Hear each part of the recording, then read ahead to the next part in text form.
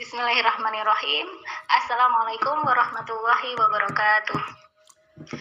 Alhamdulillahilladzi arsala rasulahu bil huda wa dinil haqq liyudhhirahu 'ala dini kullih wa kafa billahi syahida.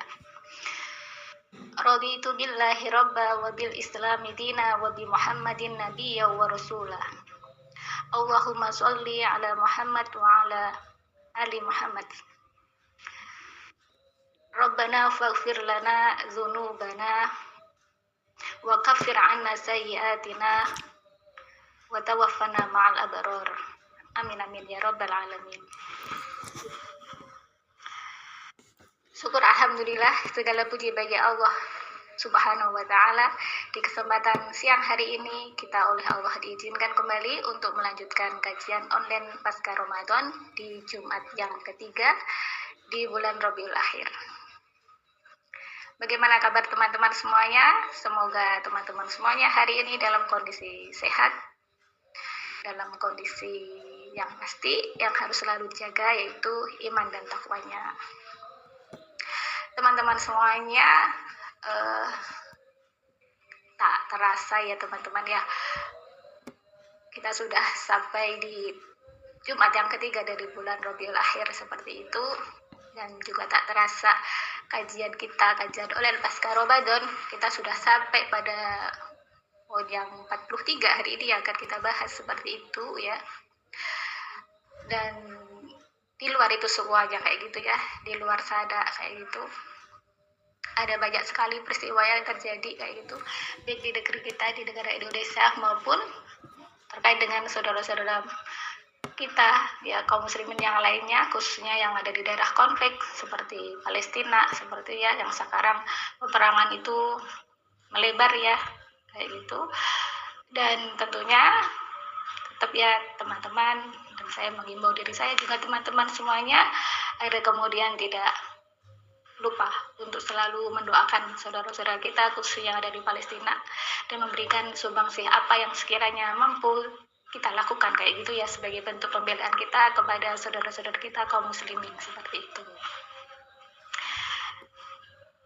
Dan teman-teman semuanya, semoga kita oleh Allah diistiqomahkan dalam ketaatan. Amin amin ya rabbal alamin. Teman-teman rahimakumullah, kita hari ini bahas poin ke-43 yaitu ghibah. Dan kalau nanti waktunya mencukupi, maka kita lanjutkan ke poin 44 yaitu namimah kayak gitu ya. Kalau ngomongin ghibah kayak gitu, pasti teman-teman sudah tidak asing lagi dengan kata ini kayak gitu ya. Waktu kemarin Ramadan juga kita pernah bahas ya terkait dengan materi ghibah ini kayak gitu ya. Dan hari ini salah satu dari 64 dosa yang dianggap biasa itu adalah ini, ghibah kayak gitu ya. Jadi kalau kita ngomongin ghibah, nanti kita pasti akan membahas satu ayat yang insya Allah sudah viral ya, ayat ini di kalangan orang-orang yang menghibah. Enggak guyon teman-teman, maksudnya itu ayat ini harus viral di antara kita, baik perempuan maupun laki-laki, karena faktanya pun seruan di ayat itu tidak menyebut hanya untuk laki-laki, tidak menyebut hanya untuk perempuan, tapi untuk semuanya kayak gitu ya. Jadi kita viralkan ayat ini kayak gitu ya, supaya kemudian nanti ghibah itu ataupun dua hal yang lain yang disebutkan dalam ayat yang akan kita bahas ini, kemudian kita jauhi, kita tinggalkan seperti itu ya. Nanti kalau bisa teman-teman juga menghafalkan ayat ini kayak gitu ya. Jadi Quran surah Al-Hujurat ayat 12 kayak gitu. Jadi coba teman-teman hafalkan, kita semangat untuk menghafalkan ayat ini kayak gitu ya, supaya kita selalu ingat dan kita meninggalkan 3 hal yang di situ Allah larang kayak gitu ya. Bahwasanya satu huruf dari Al-Quran itu berpahala 10 pahala, 10 kebaikan kayak gitu. Dan tidaklah alif lam mim itu satu huruf, tapi dia itu alif satu huruf, lamnya satu huruf, mimnya satu huruf. Dan kalau mau teman-teman hitung, bisa nanti teman-teman hitung dalam Quran surah Al-Hujurat ayat 12 itu ada berapa huruf, dan kalau kemudian kita hafal, berapa kemudian pahala yang akan kita dapatkan, selain kemudian pahala nanti dari mengamalkannya kayak gitu ya. Jadi teman-teman kalau bisa ayat ini dihafalkan kayak gitu ya, biar kemudian kita selalu ingat dan kita terhindar dari 3 hal yang dilarang oleh Allah dalam ayat 12 dari Quran surah Al-Hujurat kayak gitu.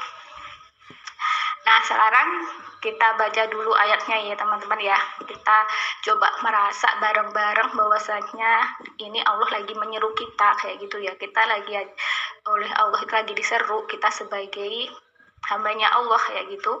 Jadi ketika Allah menyeru seperti ini ya teman-teman ya, itu Allah sudah tahu kayak gitu bahwasanya 3 hal yang Allah sebutkan dalam Quran surah Al-Hujurat ayat 12 ini bakalan terjadi di kalangan manusia yang Allah ciptakan seperti itu ya. Karena apapun yang terjadi di alam semesta ini, baik yang belum kita alami maupun yang sudah kita alami itu kan semuanya sudah tercatat di dalam Lauhul Mahfuz seperti itu.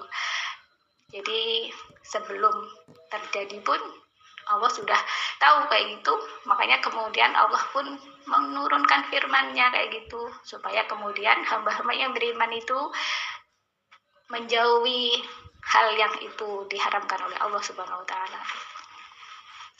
Mari kita baca ayatnya. A'udzubillahi minasyaitonirrajim. Bismillahirrahmanirrahim. Ya ayyuhalladzina amanu ijtanibu katsiran minadh-dhanni inna ba'dadh-dhanni its wa la tajassasu wa la yakhtab ba'dukum ba'dha ayuhibbu ahadukum ay ya'kula lahma akhihi maitan fakarihtumuh wattaqullaha innallaha tawwabur rahim. Shadaqallahul azim.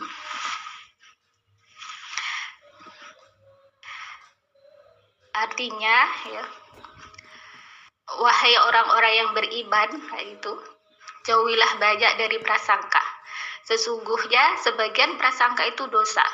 Dan janganlah kamu mencari-cari kesalahan orang lain. Dan janganlah ada di antara kamu yang menggunjing sebagian yang lain. Apakah ada di antara kamu yang suka memakan daging saudaranya yang sudah mati? Tentu kamu merasa jijik. Dan bertakwalah kepada Allah, sungguh Allah Maha menerima taubat, Maha penyayang kayak itu. Nah, sekarang teman-teman mari kita bahas lebih dalam lagi ya terkait dengan ayat ini kayak itu. Jadi ayat ini Allah mengawali dengan huruf nida ya kayak gitu ya.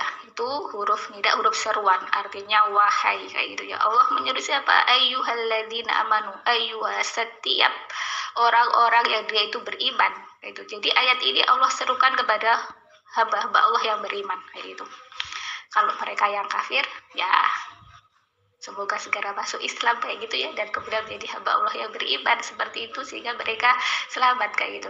Kalau teman-teman baca Quran surah Al-Kahfi hari ini sudah baca apa belum kayak gitu ya? Itu sebelum ayat-ayat akhir itu kan orang-orang kafir itu merasa telah melakukan amal kayak gitu ya, perbuatan kayak gitu yang mungkin dianggap oleh mereka, diprasangkakan oleh mereka itu amal baik kayak gitu ya.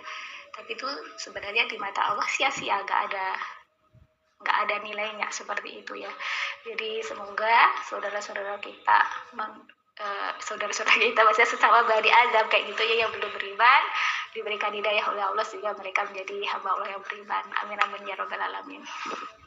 Nah, sekarang kita merasa ya, kita semua adalah hamba Allah yang beriman dan Allah di ayat ini menyeru kita semuanya. Apa seruannya Allah kayak itu? Ijtanibu kayak gitu. Apa itu? Jauhilah oleh kalian kayak gitu.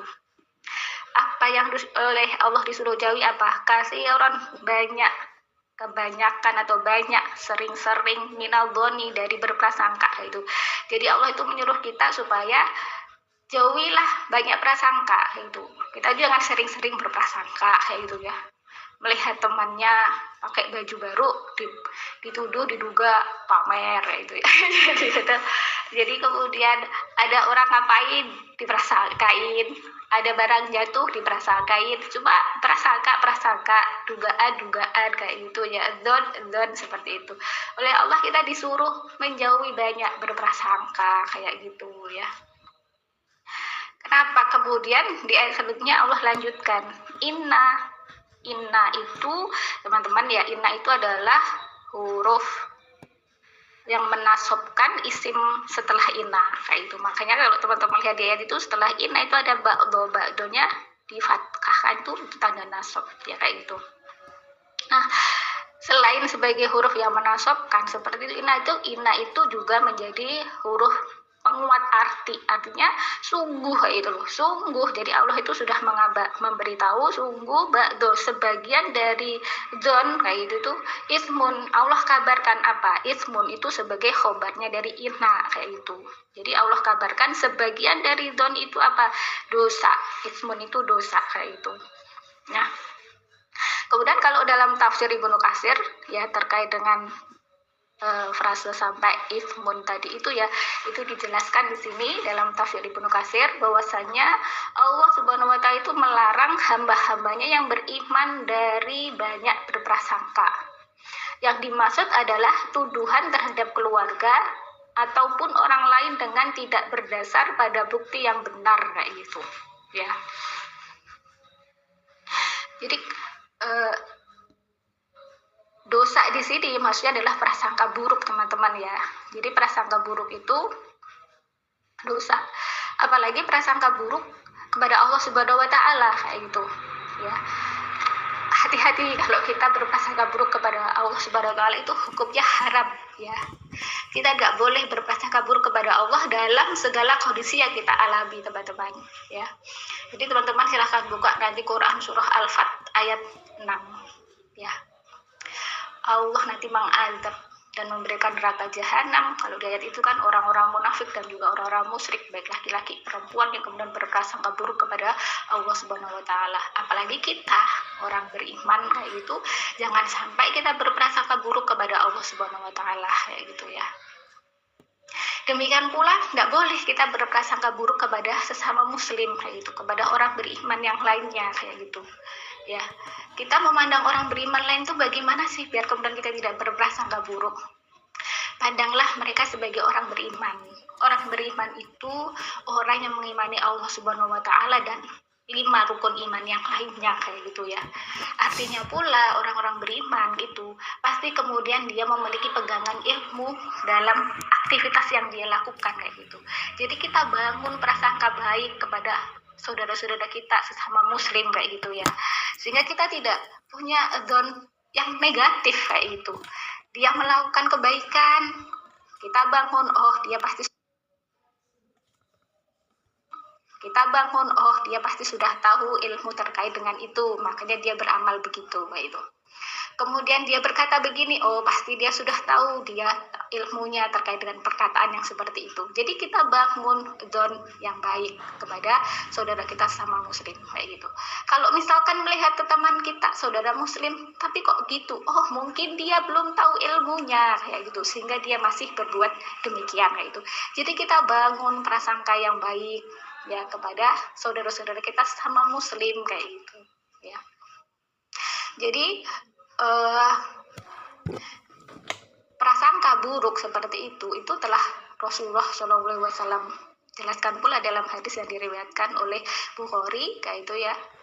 Muttafaqun alaih ya, tidak hanya Bukhari berarti di situ ya, yang diriwayatkan dari Abu Hurairah kayak gitu ya. Di situ Rasulullah itu bersabda ya,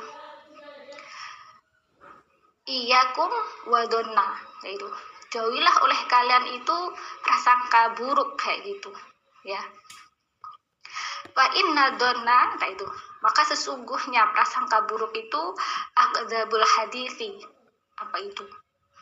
Di situ tuh Rasulullah menggunakan akdzabul. Kalau saya belajar dari ilmu nahwu, teman-teman belajar ilmu nahwu ya, biar kemudian teman-teman bisa mengerti terkait dengan posisi dari ayat-ayat Al-Quran itu sebagai apa, kemudian nanti bisa mengerti, memahami ayat-ayat Al-Quran maupun Al-Hadis seperti itu salah satu memang kita harus belajar nahwu kayak gitu.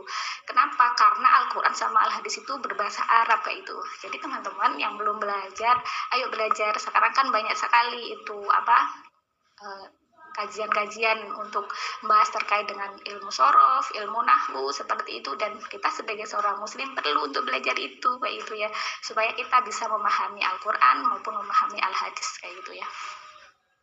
Jadi akdabu di situ adalah isim tafdil, maksudnya itu paling kayak gitu loh ya. Jadi itu paling dusta, hadisi perkataan kayak gitu loh ya. Jadi dan ini pun Rasulullah dahului dengan ina, maka benar kayak itu loh. Sungguh prasangka yang buruk tadi itu akdzabul hadisi, ya paling dusta dari sebuah perkataan kayak gitu loh. Ya, jadi ini kayak gitu, kalau teman-teman pelajari nahwu nanti akan tahu bahwasanya hadisnya Rasulullah itu adalah peringatan, tahdzirnya, ya peringatan yang diberikan oleh Rasulullah SAW kepada umatnya kayak gitu ya, untuk kemudian meninggalkan yang namanya prasangka buruk seperti itu ya. Baik itu prasangka buruk kepada Allah maupun prasangka buruk kepada sesama muslim maupun prasangka buruk pada diri kita sendiri seperti itu ya. Kita kan sudah mengerti ya teman-teman, ada prasangka buruk, ada juga prasangka baik kayak gitu. Nah, kita bangun prasangka yang baik kepada Allah. Ya, Allah itu kan dalam sebuah hadis qudsi ya, insya Allah, yaitu disebutkan bahwasanya anna inda doni abdi bi, sungguhnya aku, maksudnya Allah itu ya, itu sesuai dengan don hambaku seperti itu ya. Kita punya don baik kepada Allah, maka insya Allah Allah pun akan mewujudkan don yang baik tadi itu dalam kehidupan nyata kita seperti itu ya. Nah, kalau saya baca dalam Sunan Tirmidzi kayak gitu ya, itu beliau ya Imam Tirmidzi itu meriwayatkan kayak gitu ya, terkait dengan prasangka kayak gitu ya. Jadi kan prasangka buruk tadi itu dosa ya teman-teman, nggak boleh kayak gitu. Itu prasangka menurut Sufyan itu ya, di situ nggak disebutkan Sufyan siapa, cuma Sufyan gitu aja, sahabat Sufyan insya Allah ya. Di situ beliau mengklasifikasi ya, prasangka itu ada dua, ada prasangka dosa dan prasangka yang tidak dosa. Maksudnya prasangka buruk yang dosa itu yang seperti apa ya? Prasangka buruk yang di situ diucapkan ya, kita punya dzon pada orang dan prasangka buruk tadi itu dilafadzkan, diucapkan, itu dosa ya. Kemudian kalau punya dzon buruk pada orang lain kemudian tidak dilafadzkan, maka itu tidak dosa kayak gitu. Jadi itu kalau pendapatnya sahabat Sufyan seperti itu ya, terkait dengan prasangka buruk kayak gitu. Nah, jadi di sini Allah sudah jelas menerangkan ya bahwasanya prasangka buruk itu dosa, maka kemudian kita harus menjauhinya.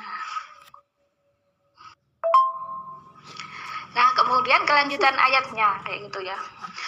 Kelanjutan ayatnya wala tajassasu, dan janganlah tajassasu, kalian itu jangan saling tajasus. Tajasus itu memata-matai. Tadi kalau dalam arti itu diartikan dan janganlah kamu mencari-cari kesalahan orang, memata-matai dalam rangka mencari-cari kesalahan orang. Boleh ya. Jadi kalau Indonesia punya BPK, Badan Pengawas Keuangan, masa kita mau jadi BPK, Badan Pengawas Kesalahan, nah itu ya. Jadi badan pengawas kesalahan orang lain, mencari-cari kesalahan orang lain. Naudzubillah, jangan mau kalau ada kemudian orang yang menyuruh kita untuk kemudian memata-matai kita, menyuruh kita untuk mematai orang dalam rangka mencari aibnya, mencari kesalahannya ya. Apa ada yang seperti itu? Ya kalau ada ayat seperti ini tuh pasti ada nanti kejadiannya. Cuma kalau kita nggak tahu ya mungkin kita belum ditunjukkan oleh Allah. Itu kan manusia ini jumlahnya ada 7 miliar, banyak sekali kayak gitu ya. Jadi pasti kemudian ada yang seperti itu dan kita berlindung kepada Allah untuk tidak seperti itu ya. Mentajasusi ya. Memata-matai saudara-saudara sesama muslim itu tidak boleh, haram hukumnya. Kecuali kalau dalam perang kayak gitu dengan orang-orang kafir. Rasulullah dulu pernah mengutus salah satu sahabatnya untuk kemudian memata-matai musuh, itu boleh. Nah, kita kan sama muslim nggak boleh berperang, itu haram, darahnya, hartanya, kehormatannya itu haram untuk kemudian dengan jalan batil dimakan oleh sama muslim seperti itu ya. Jadi dalam kitab Sunan Tirmidzi itu ada hadis teman-teman ya, saya bacakan hadisnya ya. Bahwasanya dari Ibnu Umar, Rasulullah SAW naik ke mimbar kemudian menyeru dengan suara yang lantang. Beliau bersabda, "Wahai sekalian orang-orang yang masuk Islam dengan lidahnya, namun keimanan belum sampai ke dalam hatinya, janganlah kalian menyakiti kaum muslimin. Janganlah kalian mencela mereka, dan jangan pula kalian mencari-cari aib atau cacat mereka. Barang siapa yang menyelidiki aib saudaranya yang muslim, maka Allah akan menyelidiki aibnya. Barang siapa yang aibnya diselidiki oleh Allah, maka ia akan membuka aibnya, walaupun ia merahasiakannya di dalam rumahnya. Masya Allah. Kita bertobat ya dari mencari-cari aib ya. Semoga kita pun selama ini nggak pernah ya melakukan aktivitas mencari aib, mencari kesalahan orang kayak gitu ya, untuk kemudian bukannya di amal ma'ruf nahi munkar ya, sudah dimata-matai, habis itu digunjing, disebarluaskan. Naudzubillah min dzalik kayak itu ya. Kalau lihat kemungkaran harusnya kan dicegah. Tahu kekurangan, kelemahan teman harusnya dinasihati atau gimana kalau keliru malah kemudian disebarkan. Naudzubillah min dzalik ya, jangan sampai kita melakukan seperti itu. Kita berlindung kepada Allah dari hal yang demikian itu. Nah, kita lanjutkan lagi ayatnya ya teman-teman ya. Kemudian ayat selanjutnya, kelanjutan ayatnya, wala yahtab, dan janganlah, Allah itu melarang dengan la, janganlah yahtab, menggunjing ba'dukum, sebagian kalian, ba'do, kepada sebagian yang lainnya kayak gitu. Jadi ini larangan Allah tadi, yang pertama kan meninggalkan don, kedua tidak boleh memata-matai atau mencari aib kesalahan orang lain, yang ketiga apa? Tidak boleh menggunjing, ghibah kayak gitu ya. Gosip, digosok makin sip, aneh ya. Kalau digosok itu kan harusnya tambah hilang. Bukannya kalau cari penghapus pinjam gosok itu kan untuk menghapus tulisan, tulis biar hilang kayak itu. Ini digosok makin sip itu apa? Ya ghibah itu. Masya Allah, naudzubillah. Kenapa kok ada istilah gosip, digosok pasti makin sip itu? Kenapa begitu? Karena tidak ada nahi mungkar, tidak ada upaya untuk mencegahnya. Yang diajak gosip itu artinya dia menyambut, akhirnya terjadilah gosip yang makin sip gitu. Jadi coba kalau yang diajak gosip melayu gitu, melarikan diri atau kemudian gak mau, kan jadi gak sip kan. Jadi Masya Allah ya, jadi ya gitu teman-teman ya, semoga kita oleh Allah diberikan kekuatan lidah, sehingga ketika ada orang yang mengajak kita gosip, kita bilang mohon maaf, alihkan pembicaraan ke yang lain, atau kita bilang kalau kita lagi puasa bilang maaf, saya lagi puasa gitu ya. Kalau nggak lagi puasa, kita alihkan ke yang lainnya. Kita nggak mampu, kita tinggal aja kayak gitu ya, orang yang ngajak gosip tadi itu ya. Jadi ya memang itu ya, Masya Allah ya, semoga Allah merahmati lidah kita kayak gitu ya teman-teman, sehingga kita tidak mudah untuk gosip kayak gitu. Amin amin ya robbal alamin. Jadi ghibah kayak gitu ya, itu oleh Rasulullah dijelaskan ya dalam hadis dari Abu Hurairah ya, juga muttafaqun alaih kayak gitu ya. Itu ghibah itu dikeruka penyebutan kamu kayak gitu ya, ahok ke atas saudaramu kayak gitu, bima dengan apa-apa yakrohu, yang dia itu benci kayak gitu kalau denger kayak gitulah. Jadi ghibah itu kita ngomongin ya tentang saudara kita, dimana kalau saudara kita itu mendengarnya itu dia itu akan marah, nggak senang kayak gitu. Tentunya kita bisa memprediksi kan apa itu, pasti kan kalau dibicarakan kebaikan jarang kan orang itu nggak senang kayak gitu ya. Pasti yang dibicarakan itu yang buruk-buruk kan, kalau kita keburukan kita dipamerkan, diomongkan, itu kan pasti kita agak senang kayak gitu loh ya. Jadi tidak lain di situ apa ya, pastilah pembicaraan ghibah itu kan ya gitu, kalau hal yang nggak disenangi oleh saudara kita yang lain, kalau mendengarnya itu apa, pasti ketika dibicarakan keburukan kita, aib kita, kesalahan kita, kekurangan kita itu ya, tanpa ada niatan untuk kemudian amal ma'ruf nahi mungkar seperti itu ya, memperbaikinya, cuma hanya diomongkan, digunjingkan seperti itu ya. Kemudian dalam kelanjutan hadis itu kan, kalau misalkan sahabat itu bertanya, kalau misalkan apa yang dibicarakan itu memang benar ada, gimana kayak gitu ya. Itu oleh Rasulullah dijawab, ya itu namanya gibah, menggunjing kayak gitu ya. Kalau nggak ada bagaimana? Kalau nggak ada maka itu dusta, itu fitnah jatuhnya nanti kayak gitu ya. Kalau sudah fitnah itu lebih dalam lagi teman-teman ya. Kalau dalam Quran surah Al-Baqarah ayat 2 ayat 191 itu al-fitnatu asyaddu minal qatl. Fitnah itu lebih kejam dari pembunuhan ya. Jadi ibaratnya orang difitnah itu dibunuh daripada difitnah. Bisa hancur, bisa rusak, bisa jatuh martabatnya, bisa hilang semua kehormatannya cuma gara-gara fitnah kayak gitu ya. Kata-kata dusta yang kemudian disebarkan ya. Membunuh secara pelan-pelan itu bisa dengan fitnah loh.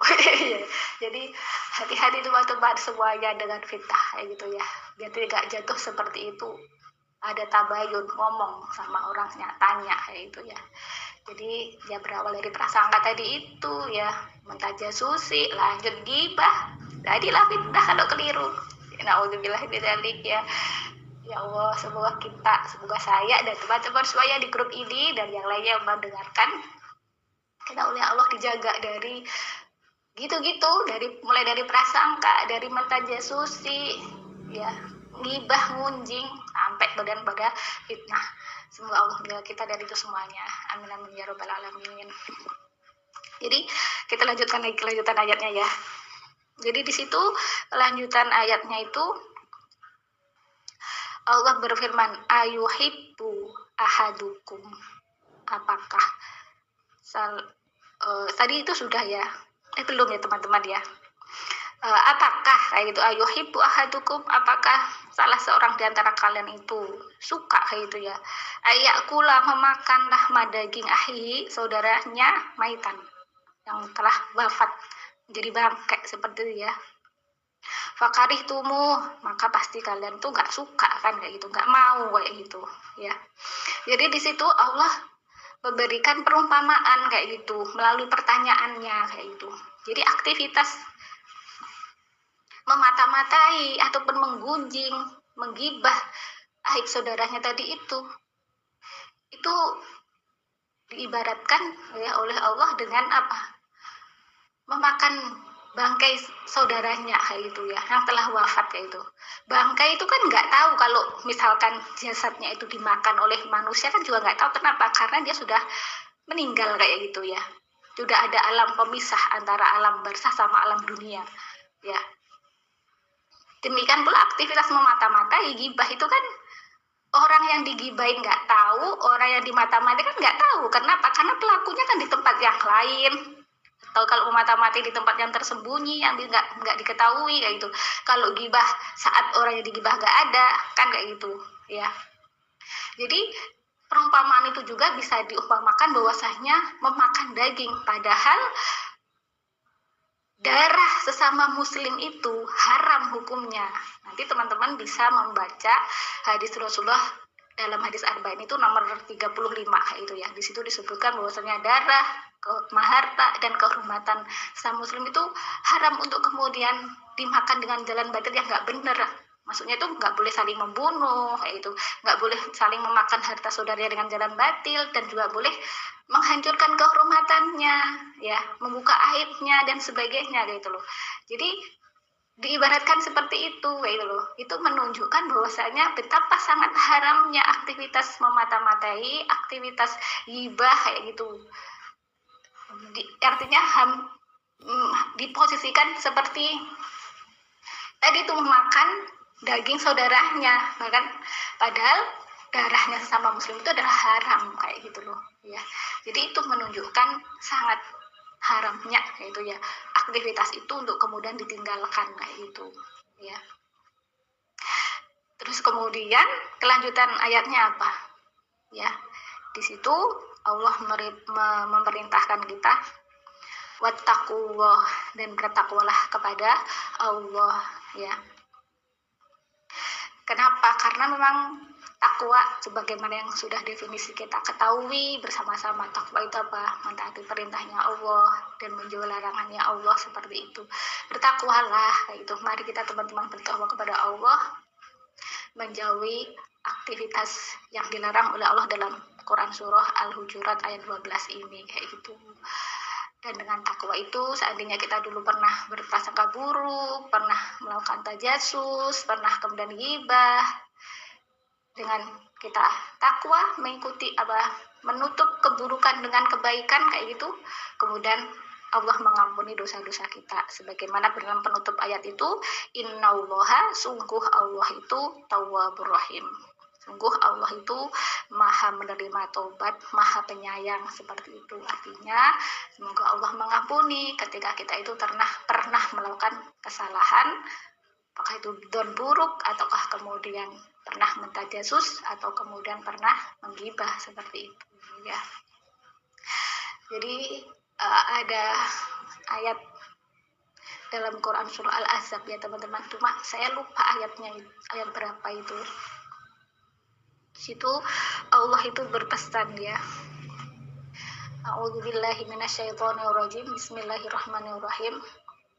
Ya ayyuhalladzina amanu taqullaha wa qulu qawlan sadida yuslih lakum a'malakum wa yaghfir lakum dzunubakum.